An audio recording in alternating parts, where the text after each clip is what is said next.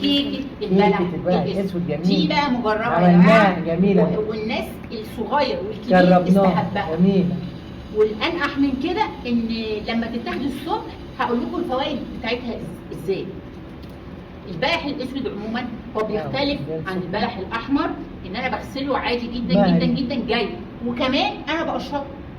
يعني حتى لو القشر عليه حاجه انا قشرته، ما قشرتوش انا غسلته كويس. صح.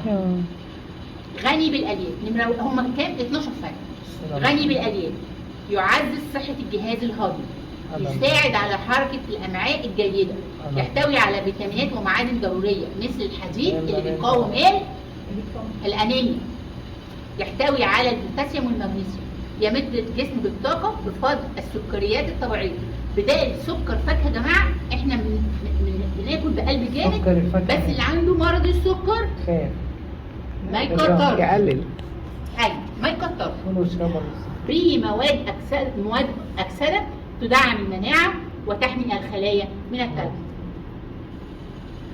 به حمض الفوليوريك المفيد للحوامل والضروري للمخ الجنين. مفيد للرضع اللي هم بدأوا ياكلوا، اللي هو بعد ما مريم اكلت التمر ده لا انا خلي بالك انا ما بتكلمش على التمر، التمر ده سكه ثانيه خالص.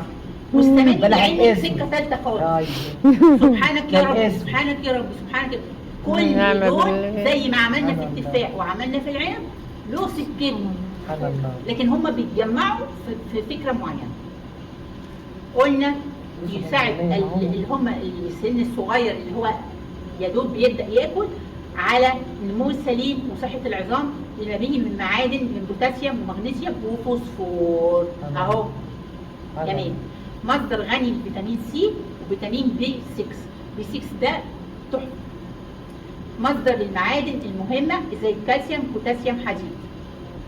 مفيد لمرضى السكر ولكن يجب استشاره الطبيب. ليه؟ على الكميه اللي هاخدها.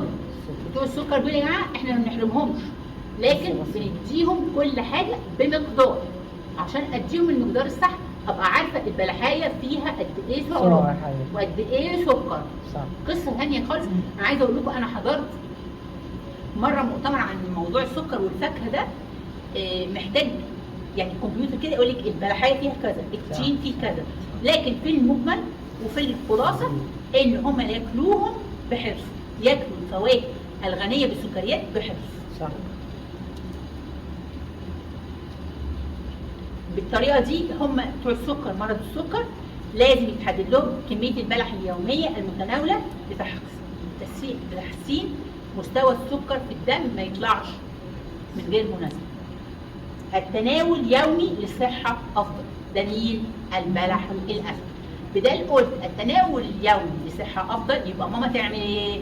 كيكه البلح الاسود. وانا بقول لكم دي مجربه.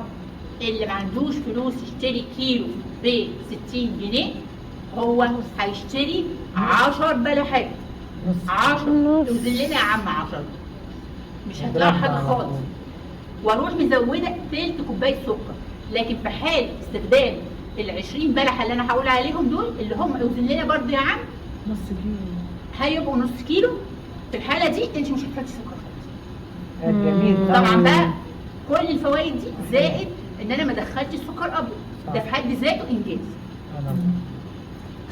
3 بيضه ممكن يبقوا 2 معالق كبيره. لا استني مش نص، ممكن اقل.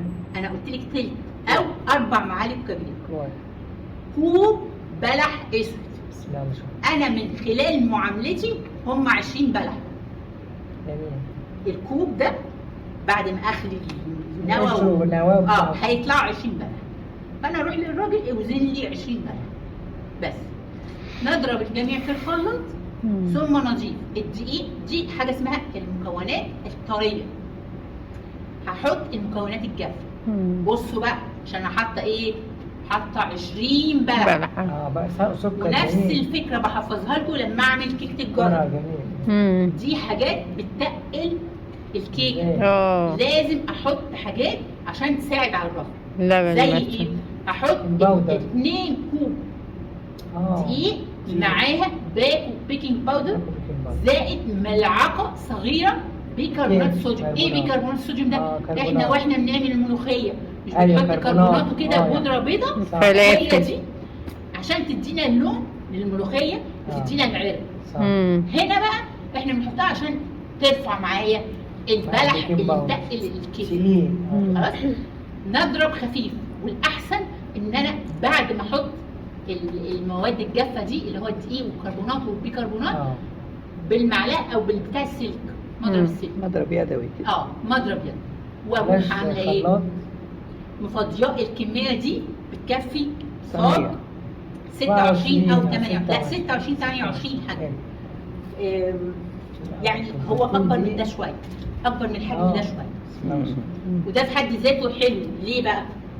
لان انا هقطعها في حجم اكبر شويه من حجم البلح.